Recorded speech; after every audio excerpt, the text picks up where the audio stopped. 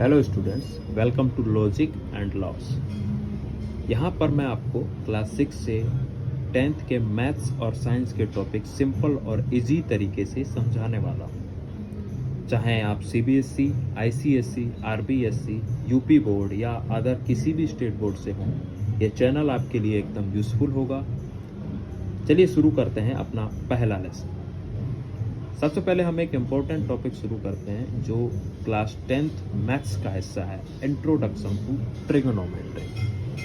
TRIGONOMETRY। अब इस trigonometry word का मतलब क्या है?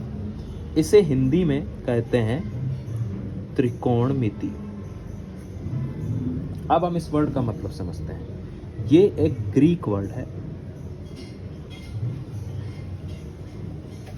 इसमें इस ट्राई का मतलब होता है 3, गोनो का मतलब होता है एंगल या कोण, मैट्री का मतलब है मेजरमेंट या नाप, या फिर इसे माप भी बोलते हैं। इसका मतलब है ट्रिग्नोमेट्री एक ऐसी ब्रांच है जिसमें ये एक मैथ्स की ऐसी ब्रांच है जिसमें हम राइट एंगल ट्रायंगल यानी कि समकोण त्रिभुज के साइड्स और एंगल के रिलेशन की स्टडी करते हैं। राइट एंगल ट्रायंगल क्या होता है? समकोण त्रिभुज एक ऐसा त्रिभुज जिसका कोई एक कोण समकोण यानी कि 90 डिग्री का हो, इसे कहते हैं हम समकोण त्रिभुज या राइट एंगल ट्रायंगल। तो इसकी जो भुजाएं हैं और इसके जो कोण हैं या इसकी जो साइड्स हैं और इसके जो एंगल्स हैं, उसके बारे में जो रिलेशन होता है उसके बारे में बात की जाती है ट्रिगोनोमेट्री में या त्रिकोणमिति में। यहाँ त्रिकोण का मतलब 3 कोण और मिति मतलब माप। चलिए आगे बढ़ते हैं। अब हमारे पास सबसे पहली चीज आती है, क्या इसका कोई ट्रिगोनोमेट्री या त्रिकोणमिति का रियल लाइफ में कोई यूज होता है? जी हाँ, बिल्कुल होता है। रियल लाइफ की हम यूज की बात करें तो थोड़ी देर के लिए सोच लीजिए, हम किसी एक पोल या मीनार के सामने खड़े हैं या पेड़ के सामने खड़े हैं, तो अगर हमें उस पेड़ की ऊंचाई अगर हमें ज्ञात करनी है, ऊंचाई हमें नहीं पता, हमें उसकी ऊंचाई ज्ञात करनी है। अगर हम उसके सामने खड़े हैं, अगर हम उस पेड़ से कितनी दूरी या कितनी डिस्टेंस पर खड़े हैं, अगर हमें ये ज्ञात है और हमें इस पेड़ की ऊंचाई ज्ञात करनी है, तो हमारी आँखों से इस पेड़ के टॉप या इसके शिखर के बीच बनने वाले कोण का अगर हमें पता चल जाए तो हम इस पेड़ की पूरी ऊंचाई निकाल सकते हैं। We can find out the total length of this tree. अब और हम एक और एग्जांपल लेते हैं। जैसे मान लीजिए ये एक बिल्डिंग है, इस बिल्डिंग पे एक बच्ची बैठी हुई है और वो बच्ची यहाँ पर एक नदी बह रही है और उस नदी के किनारे एक मंदिर है। मंदिर की यहाँ पर सीढ़ियाँ यानी कि स्टेयर्स हैं। वो बच्ची यहाँ से मंदिर की सीढ़ियाँ देख रही है। इस बिल्डिंग की हाइट हमें ज्ञात है यानी कि ऊंचाई इसकी हमें पता है। हमें ये जो नदी बह रही है, इस नदी की चौड़ाई निकालनी है, ठीक है, यानी कि विड्थ हमें इसकी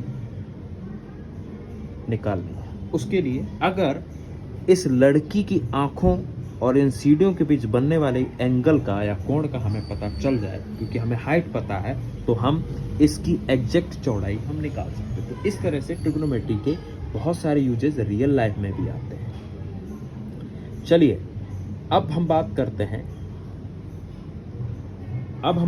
हैं ट्रिग्नोमेट्रीज के रेशियोज के बारे में। ट्रिग्नोमेट्री के टोटल 6 रेशियोज हैं। वो रेशियोज क्या है? साइन, कोस, टेन,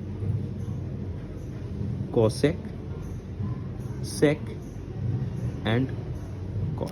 ये 6 रेशियो होते हैं जो ट्रिग्नोमेट्री में आते हैं।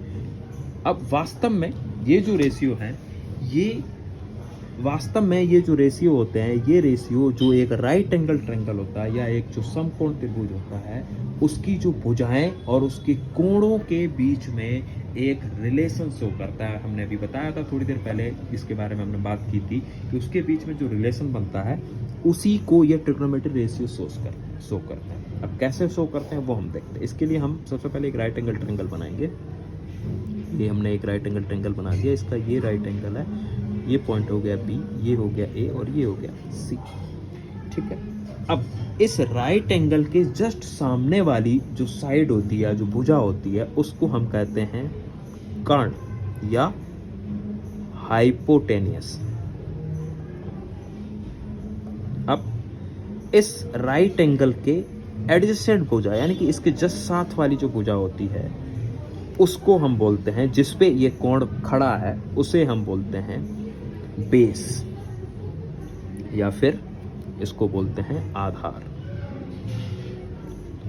उसके बाद इस कर्ण के जस्ट सामने वाली जो भुजा या साइड होती है उसे हम बोलते हैं परपेंडिकुलर या लंब। ठीक है, चलिए आगे बढ़ते हैं।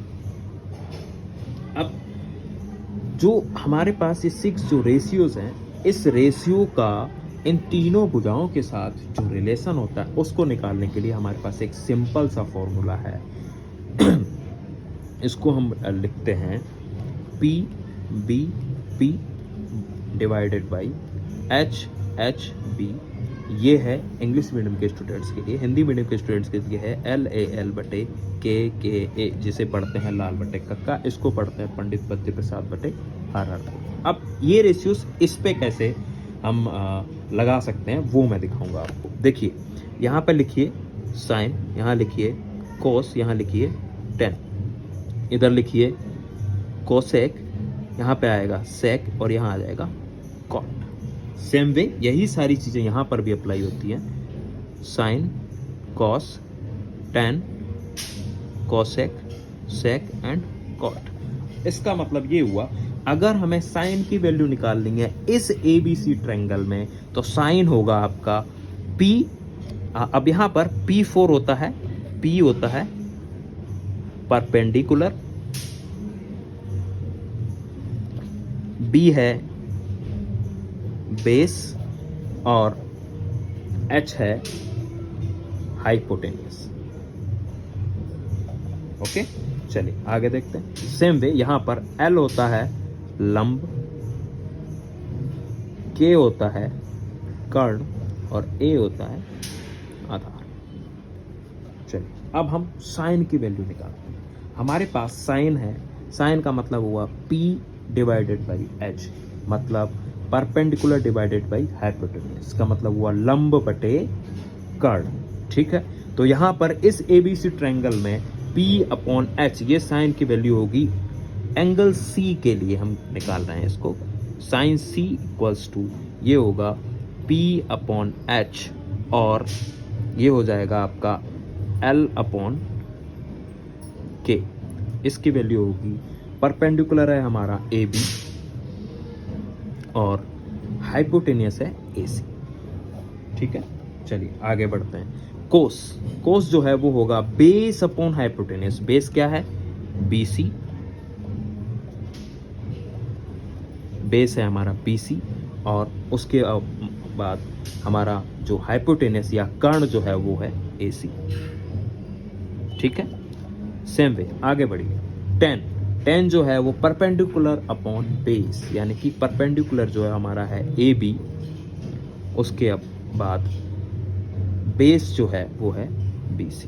अब कोसेक, कोसेक देखिए यहाँ लिखा है, इसका मतलब कोसेक जो है वो साइन का उल्टा है, यानी कि साइन का क्या था AB अपॉन AC, तो कोसेक इसका जस्ट उल्टा होगा AC अपॉन AB। अगेन सेक जो होता है वो कोस का उल्टा होता है, तो कोस है BC अपॉन AC, तो ये हो जाएगा AC upon BC। Next cot जो है वो टेन का उल्टा होता है, मतलब टेन होता है, टेन जो है वो है AB अपॉन BC, तो इसका उल्टा होगा BC अपॉन AB। चलिए यहाँ तक मुझे आशा है कि आप सबको यहाँ तक समझ में आया होगा। चलिए आगे बढ़ते हैं। अब हम एक एग्जांपल लेते हैं।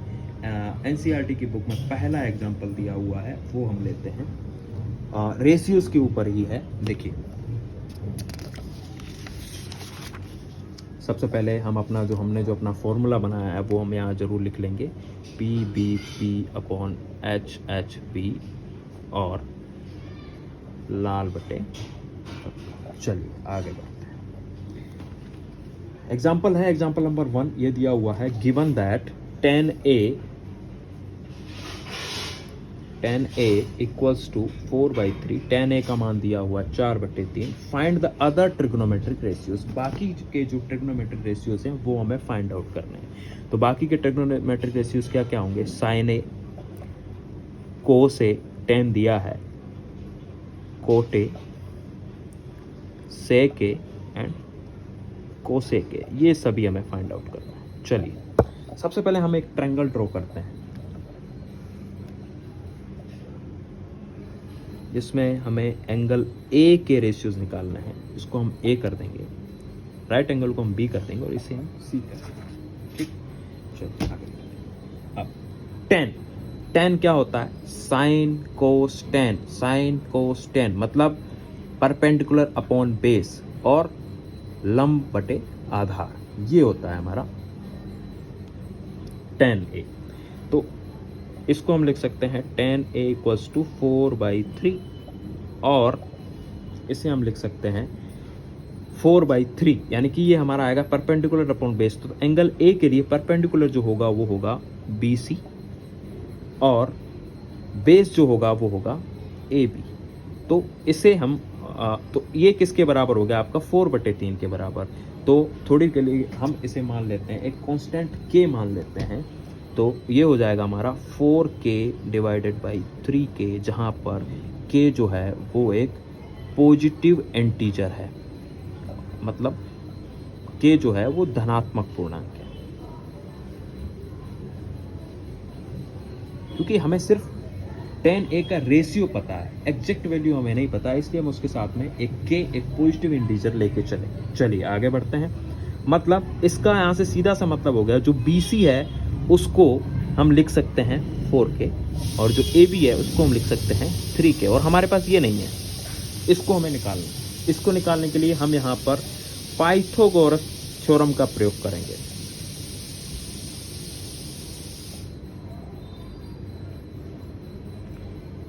पाइथागोरस थ्योरम, जो पाइथागोरस थ्योरम होती है, जो कि है परपेंडिकुलर का स्क्वायर इक्वल प्लस बेस का स्क्वायर इक्वल्स टू हाइपोटेनस का स्क्वायर, यानी कि आधार का स्क्वायर प्लस लंब स्क्वायर इक्वल्स टू होता है कर्ण के स्क्वायर के बराबर। अब ये पाइथागोरस थ्योरम को हम अप्लाई करते हैं ट्रायंगल ABC में। तो आधार है इसका AB स्क्वायर प्लस लंब है BC स्क्वायर इक्वल्स टू कर्ण है AC स्क्वायर। तो AB का हमारे पास वैल्यू है 3K, तो 3K का होल स्क्वायर प्लस BC है हमारे पास 4K, इसका whole square equals to AC square हमें निकालना है।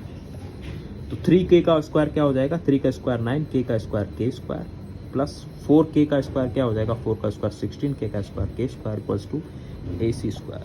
अब इसको हम ऐड कर देंगे, 16 plus 9 25, K square equals to AC square. AC आ जाएगा √25K स्क्वायर। अब तो यहाँ से AC क्या आएगा हमारे पास? 25 का रूट होता है 5 और K स्क्वायर का रूट हो गया K। यहाँ पर हमारे पास AC की वैल्यू आ जाती है, यह आएगा 5K। चलिए अब हम यहाँ से सारे वैल्यूज निकाल सकते हैं। कैसे निकालेंगे? साइन A, साइन आता है हमारे यहाँ पे परपेंडिकुलर अपॉन हाइपोटेनियस। तो परपेंडिकुलर क्या है? BC। अब यहाँ लिख लेते हैं इसको, sine A equals to perpendicular upon hypotenuse equals to, ये हो जाएगा परपेंडिकुलर आपका हो गया BC अपॉन हाइपोटेनियस है AC। तो ये हो जाएगा 4K divided by 5K, K से K कैंसिल, ये आ जाएगा 4/5। उसके बाद कोस A आएगा आपका बेस अपॉन हाइपोटेनियस। बेस है AB, हाइपोटेनियस है AC। तो AB की वैल्यू जो है वो है 3K और डिवाइडेड बाई 5K, K से K कैंसिल हो जाएगा, ये आ जाएगा 3/5। नेक्स्ट क्योंकि tan a की वैल्यू हमें दी हुई है। अब हम निकालेंगे कोट a की वैल्यू। तो कोट a की वैल्यू आती है यहाँ पर, ये कोट जो होता है वो tan का उल्टा होता है, तो कोट जो हो जाएगा आपका 4/3 हमें दिया हुआ है, कोट सीधा 3/4 हो जाएगा। ओके, कोट हो गया। उसके बाद सेक, तो सेक ए, सेक जो होता है मैंने बताया था आपको, सेक जो होता है वो कोस का उल्टा होता है। तो अगर कोस ए 3/5 है तो आपका सेक हो जाएगा 5/3। नेक्स्ट कोसेक, कोसेक, कोसेक जो है वो साइन का इन्वर्स होता है, साइन का उल्टा होता है। साइन 4/5 है, इसलिए सेक, कोसेक जो है वो 5/4 हो जाएगा। इस तरह से हम अब सारी वैल्यूज निकाल सकते हैं। इस एग्जाम्पल के हिसाब से आपकी जो एक्सरसाइज है 8.1 उसमें कुछ क्वेश्चन दिए हुए हैं, आप उन क्वेश्चन को कीजिए।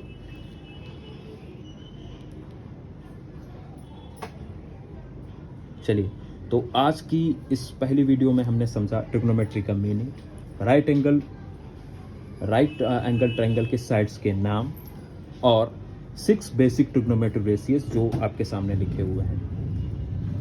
नेक्स्ट क्लास में हम और एग्जाम्पल सोल्व करेंगे, इससे रिलेटेड और क्या क्या एग्जाम्पल्स हो सकते हैं और उसके रिलेटेड जो क्वेश्चन हो सकते हैं। अगर आपको वीडियो पसंद आया हो तो लाइक ज़रूर करो, शेयर करो और सब्सक्राइब करो लॉजिक एंड लॉस चैनल को। अपने डाउट्स कमेंट में लिखिए, मैं उन्हें नेक्स्ट वीडियोज़ में कवर करूँगा। थैंक यू फॉर वॉचिंग, मिलते हैं नेक्स्ट क्लास में।